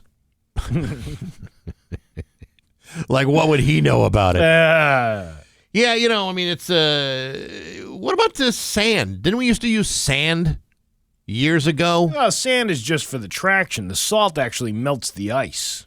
Okay, but you still need the traction on top of the ice that you don't have the resources to clear. Well, I mean, it costs a lot of money to truck that sand from, like, the Cape and bring it back here to Western Massachusetts. Don't we have locally sourced sand in Western Mass? Where? Where is the sandy beaches of Western Massachusetts?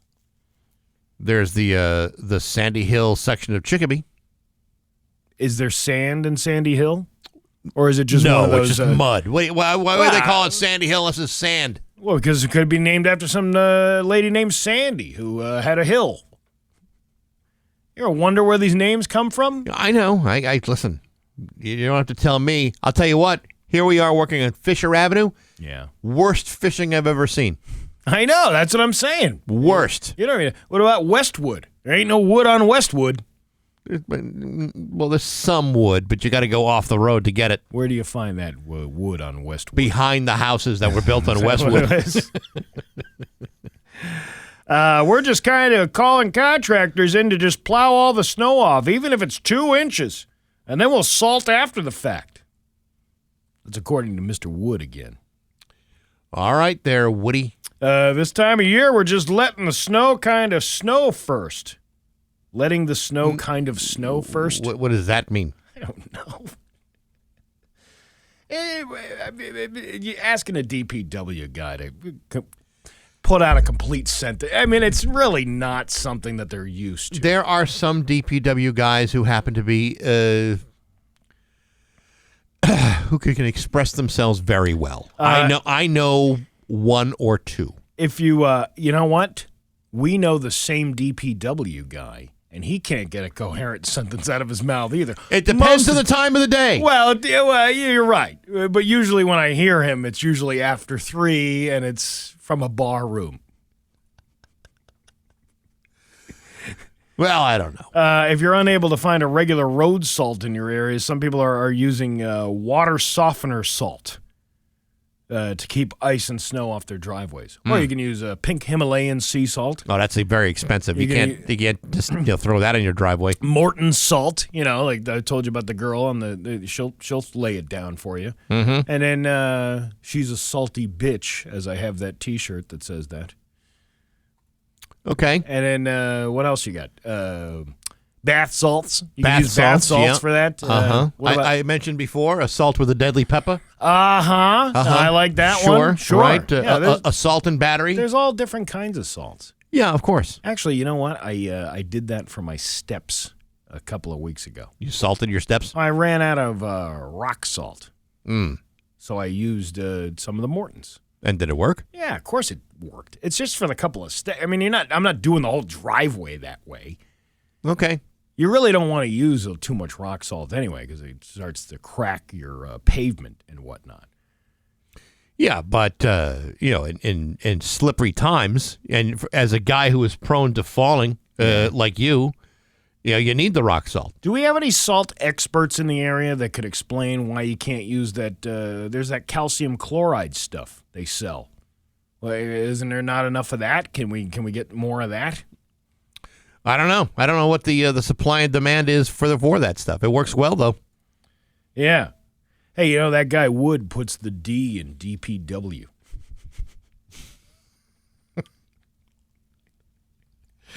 Okay, good.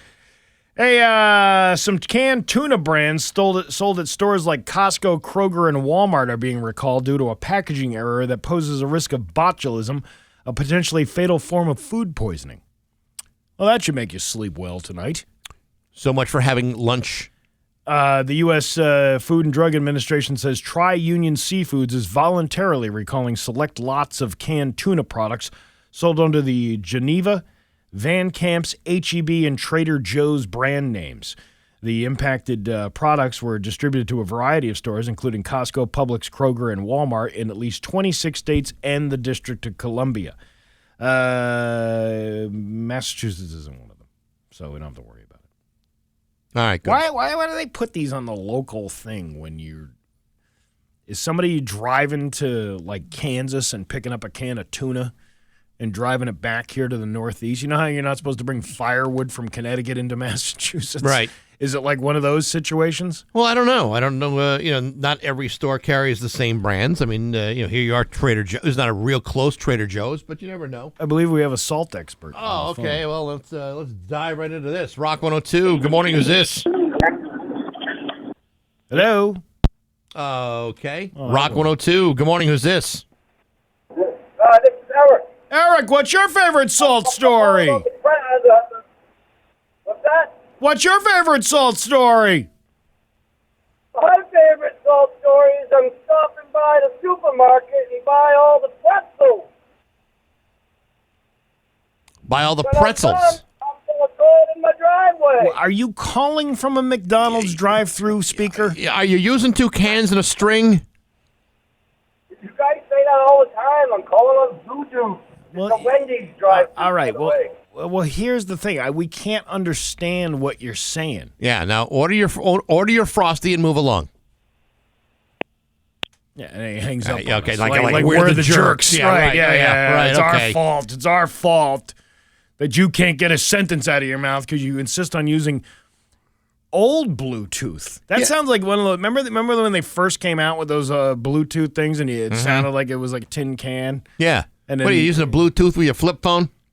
Yeah, I remember that. Yeah, I got myself a new phone. I got to tell you, the Bluetooth connection sounds fantastic. I mean, I'm so impressed. Bax and Steve, you can also use wood stove ash calcium chloride. Wood stove ash, because calcium chloride is bad for pets. Well, depending on if you don't like your pet, I mean, you could use it. Well, I mean, it's not all about the pet. Wood stove ash? Yeah. Now, how do you get that ash out? Is there an ash hole that Yes. you have to scoop that out of? You have to put things in an ash hole. Now, if it's too small, do you put your mouth around that ash hole? No, you don't. You want to keep your mouth away from the ash hole. Now, can you go from the ash to the mouth of the stove, or can you go? No, from actually, it's from you the wanna go mouth to other the way? ash, really. 'cause Yeah, that's because how, you don't want to do that all for at the proper same- distribution, that's what you need to focus on. You know, we learn so much from the people that write in. I'm so grateful for all of their help. Google just released some fresh Valentine's Day stats, and candy maker Ferrero has also released a poll. Here's a few surprising Valentine's Day trends. What's your favorite Valentine's Day trend? Survey said. Most women would rather stay in. 63% say celebrating at home sounds like more fun than going out, and 55% of men agreed. 62% overall think a home-cooked meal is more romantic than a fancy restaurant. Something to be said about that. Well, it's also a money-saving thing. You know how expensive it is to take somebody out, especially on Valentine's Day? Hey, just finding a table on Valentine's Day is tough enough. 52% of women think Valentine's Day proposals are overrated. So if you're planning to propose this Friday, that's one more thing to stress about. See, so our anniversary is on the 16th. We didn't pick it because it was close to Valentine's Day. We picked it because they gave us a deal on the room. Well, because nobody was getting married in the middle of February. Right? Exactly. We got a good deal on it. That had nothing to do with being Valentine's Day. Google says the top trending Valentine's date this year is hitting up an arcade. Who are you talking about? Please, what couples are going to an arcade? Zoos are next, then couples spas. Paint and sip parties are also made the top 10. Mm-hmm. That's where you paint while you get drunk.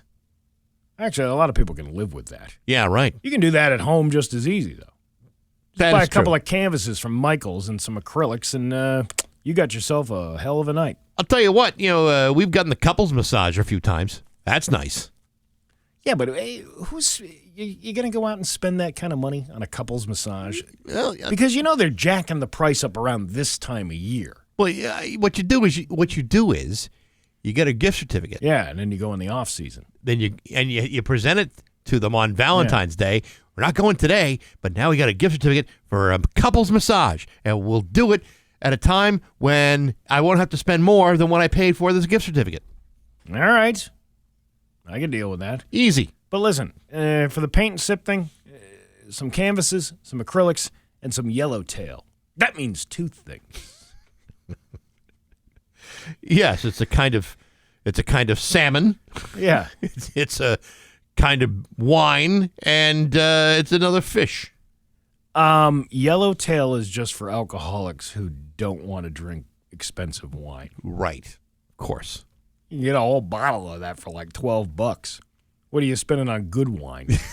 40, 50 bucks? If you go to Table and Vine today and say, show me your cheapest wine, they will walk you right over to that bottle. And they will be happy to help you. And listen, now that we need more stores around here that sell wine in them, like the convenience stores. Like Pride has some of them that have the liquor store with them. Yeah, right. That's what you need. You need more of that around. That's a perfect Valentine's Day gift. A bouquet of flowers from the gas station, and a mini box of wine. There's nothing that says I love you more than gas station flowers and cheap wine that you can get in one place. Right. And you can get you can get a Reese's Fast Break too for the chocolate. And some scratchies. So there you go. The whole night is set. You got the whole thing all squared out. Now, if you win on the scratchy, do you share it with the partner? If you're just dating, I think you could probably get away with not sharing. But if you're married, it's marital property. See? By the way, if you really want to get the romantic, you get the scratchies, you get the wine, but also get a nice package of snowballs, the pink ones. One for her, one for you. How romantic. Oh, yeah. You get just one, and then you can snowball each other. Yeah. By eating the snowball Lady in the Tramp I can't think of anything that says I love you more than snowballs. God, I am so glad I don't have to spend any money. It really is nice. You're the envy of everybody in town. For years, you think to yourself, oh, my God, I'm so lonely. And then you realize the savings. After you've been single for a while. Yeah. You're like, I can do whatever I want. I can buy my own snowball. I can snowball myself. You probably could. I'll tell you what. Your hot dates tonight are Andrew Jackson, Alexander Hamilton's, Lincoln's, maybe even a U.S. Grant, or if you're lucky, a Benjamin Franklin. And that's treating myself to five guys, if you know what I'm saying. Yeah, that's what I'm talking about. That's what I'm talking about. Hey, your Pioneer Valley forecast today is going to be a mix of sun and clouds with a high of 33. Tomorrow, some inspiration and perspiration with some ice and snow. Precipitation. Whatever. 39 for a high tomorrow. It's 25 right now in downtown Springfield. I'm Steve Nagle, and that's the news on Rock 102. Just about 8:52 with Bax and Nagle on Rock 102. I just gave you the forecast, which is probably wrong anyway. Yeah, it's probably not right. The Springfield RV and Camping and Outdoor Show is going on this weekend at the Eastern States Exposition from 2 until 4. Pat Kelly will be out there. If you're looking for your next RV, shopping for camping accessories, or scoping out new exciting campgrounds, or just want to meet Pat in person, you want to stop by. Make sure you stay high. You say hi to him, and your chance to win Pat Kelly's camping gear, giving you extra chances to win. That's this Saturday, 2 to 4. At the Big E with Pat Kelly from Rock 102, Springfield's Classic Rock. Is he sleeping there for the weekend? Is that what he's doing? I don't believe he is sleeping there, but I can't be entirely sure. I mean, that would be kind of cool. Yeah, I don't think they want you sleeping in the RVs unless you buy it. And I don't think he's going to buy it. Yeah, but he's somewhat of a celebrity. I'm just saying. Somewhat. Celebrities sleep there? Could we sleep there all weekend long? I wouldn't mind having a home away from home and not too far to drive. Well, some of them are very nice and comfortable. I mean, there's no question about it. But I don't know if they're going to let the average dude sleep there. All right. Okay. All right. We'll see. All right. The Super Bowl wasn't exciting enough. Pornhub says searches for the term Super Bowl jumped a whole whopping 8,032% during the game. People are also searching for American football player. What kind of kinky stuff are people into that they're searching? Super Bowl there are sex? certain things I'll I like. have the soup. Yeah. Or the bowl. Yeah. But I want to have both together. To me, there are certain things that just need to be separate. Yeah. Football and, my gratuitous porn addiction should be separate parts of my personality. I don't want to mix. I don't want intermingling. I just think it's uncomfortable. Super Bowl searches on Pornhub. I mean, What? There's so many other things to be searching for. Yeah. Hot and horny housewives, what have you. You know, those kinds of things.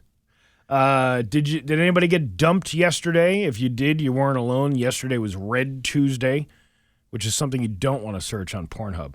It's also a popular day for breakups for Valentine's, right before Valentine's Day. That's why they call it Red Tuesday. Well, you're off the hook after that. Because it's the Tuesday before Valentine's Day, and some people get dumped before that.